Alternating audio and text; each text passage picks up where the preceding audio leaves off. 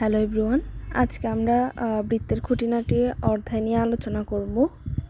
174 পৃষ্ঠায় দেখো কিছু একটা ছক দিয়েছে 7.4।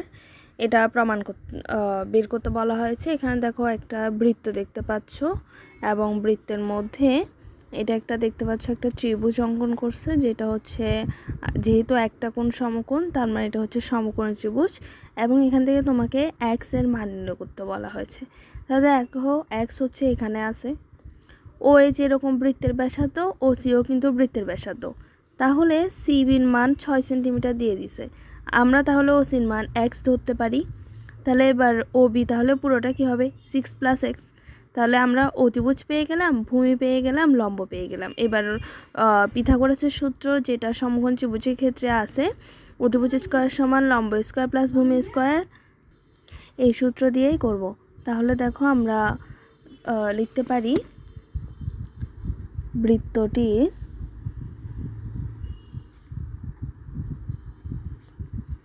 একই ব্যাসার্ধ ও এ সমান ও সি সমান 1 সেন্টিমিটার। তাহলে আমরা এখান থেকে ও বির মান বের করতে পারি। সুতরাং ও বি সমান, তাহলে এটা দুই ভাগে ভাগ হয়েছে, একটা হচ্ছে ও সি আর একটা হচ্ছে সিবি।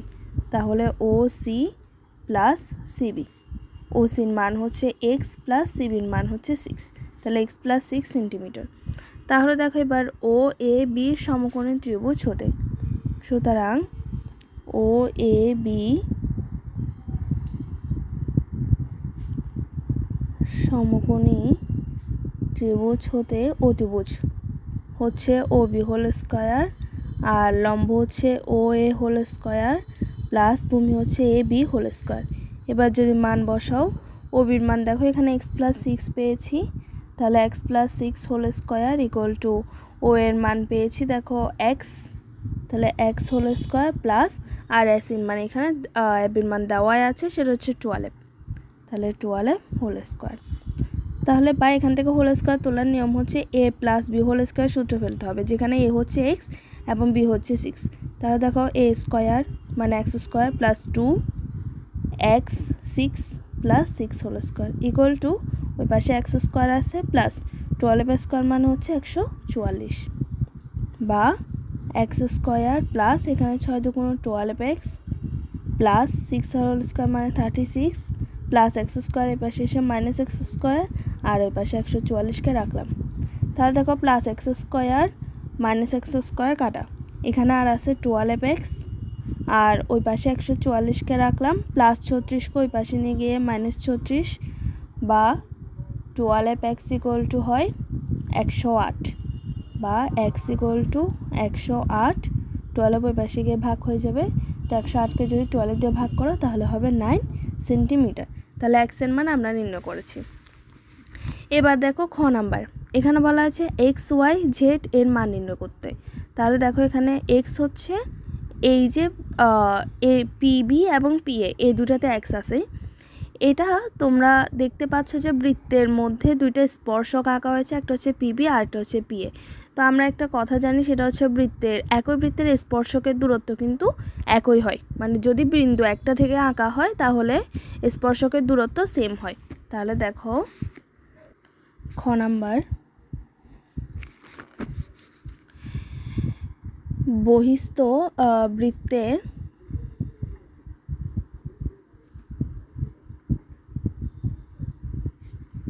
বহিস্থ কোনো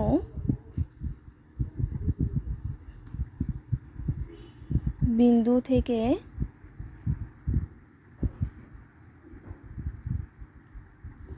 বৃত্তের দুইটি স্পর্শক টানলে ওই বিন্দু থেকে স্পর্শ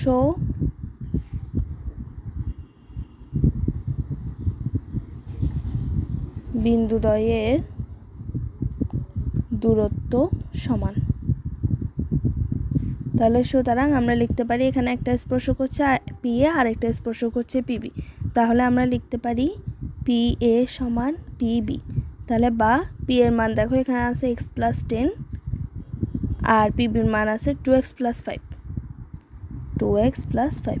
তাহলে বা x প্লাস 2x এই পাশে এসে -2x, আর ওই পাশে 5 আছে +10 ওই পাশে গিয়ে -5, বা x - 2x মানে হয় -x আর ওই পাশে হয় -5। উভয় পক্ষ থেকে যদি আমরা -1 দিয়ে গুণ করি তাহলে মাইনাস মাইনাস চলে গেছে, x = হয় 5। তাহলে আমরা x এর মান পেয়ে গেছি। এবার যদি y এর মান নির্ণয় করতে যাই, দেখো y হচ্ছে একটা বৃত্তস্থ কোণ, যেখানে ওই বৃত্তের কেন্দ্রস্থ কোণ হচ্ছে z। তো আমরা জানি যে বৃত্তস্থ কোণ কেন্দ্রস্থ কোণের বৃত্তস্থ কোণের দ্বিগুণ হয়। তাহলে দেখো সেটা অবশ্য বৃত্তের একই চাপের উপর হতে হবে। এখানে একই চাপ দেখো AB, তাহলে বৃত্তের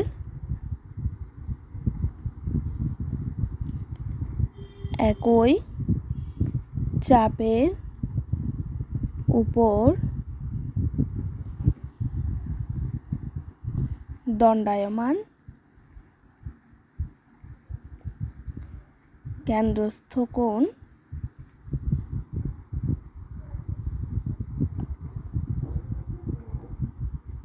বৃত্তস্থ কোণের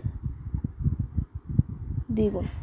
তাহলে সুতরাং আমরা লিখতে পারি এখানে কেন্দ্রস্থ হচ্ছে কোণ AOB, তাহলে কোণ AOB সমান 2 কোণ ACB। এবার যদি মান বসাই, AOBর মান হচ্ছে z সমান ওই পাশে 2y। তাহলে দেখো এখানে আমরা কোনো সমীকরণ মানে একটা সমীকরণ পেলাম, কারো কিছুরই মান পেলাম না, তাই আমরা 1 নং দিলাম এটা। এবার z এর মান নির্ণয় করব। z হচ্ছে এখানে, তাহলে দেখো এখানে একটা বাহু, এখানে একটা বাহু, এখানে একটা বাহু, এখানে একটা বাহু। আমরা জানি যে 4টা বাহু মিলে চতুর্ভুজ গঠিত হয়, আর চতুর্ভুজের 4টা কোণের সমষ্টি 360 ডিগ্রি হয়। তাহলে দেখো চতুর্ভুজ OAPB, এই যে এটা ধরলাম OAPB হতে কোণগুলো, তাহলে দেখো একটা হবে কোণ PAO, প্লাস কোণ আরেকটা হবে AOB, কোণ AOB প্লাস কোণ OBP প্লাস আরেকটা হবে BPA = 360 ডিগ্রি। বা এবার যদি AOPর মান বসাও তাহলে হবে এটা হচ্ছে দেখো PAO, এটা যেহেতু একটা সমকোণ তার মানে এক কোণটা হচ্ছে এই যে দেখো 90 ডিগ্রি, তাহলে এটা হচ্ছে 90 ডিগ্রি প্লাস তারপর এটা দেখতে পাচ্ছ z কোণ, z প্লাস তারপর এটা হচ্ছে তোমার এটা যদি 40 হয় এবং এটা যদি 90 হয়, এটাও যদি একটা সমকোণ ত্রিভুজ কল্পনা করো তাহলে এটাও হবে 90 প্লাস আর এখানে আছে 40 = 360 ডিগ্রি।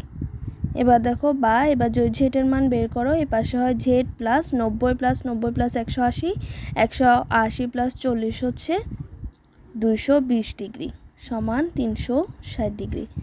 বা z = হবে 360 ডিগ্রি প্লাস 220 ওই পাশে গিয়ে -220 ডিগ্রি, তাহলে বিয়োগ করলে হয় 140 ডিগ্রি। এবার যদি এখানে তোমরা 2y বসাও তাহলে সুতরাং 2y সমান z, বা 2y সমান z এর মান আমরা পাইছি 140, বা y সমান 140 ডিগ্রি ভাগ 2, যদি ভাগ করো তাহলে হয় 70 ডিগ্রি। তাহলে এভাবে করে x, y এবং z এর মান নির্ণয় করে নিবা। এবার দেখো গ নাম্বার, এখানে বাইরে একটা ত্রিভুজ দেখতে পাচ্ছ এবং ভেতর বৃত্ত, এখানে BC এর দৈর্ঘ্য চাইছে, এই যে দেখো BC এটা পুরোটার দৈর্ঘ্য চাইছে। তাহলে আমরা এটাতে যেরকম করছিলাম যে স্পর্শক একই বিন্দু থেকে যদি দুইটা স্পর্শক আঁকা হয় স্পর্শকের দূরত্ব সেম হয়, তাহলে দেখো A একটা বিন্দু যার মধ্য থেকে বৃত্তের মধ্যে A আর একটা স্পর্শক এবং AO একটা স্পর্শক আঁকা হয়েছে। তাহলে আমরা লিখতে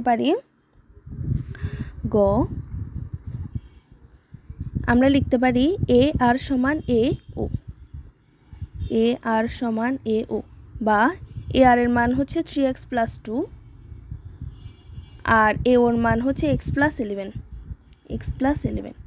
বা 3x প্লাস এক্সটা এই পাশে এসে -x = 11 প্লাস 2 এই পাশে গিয়ে -2, তাহলে 3x - x মানে হয় 2x সমান হচ্ছে 9, বা x = হয় 9/2, 9কে 2 দ্বারা ভাগ করলে হয় 4.5।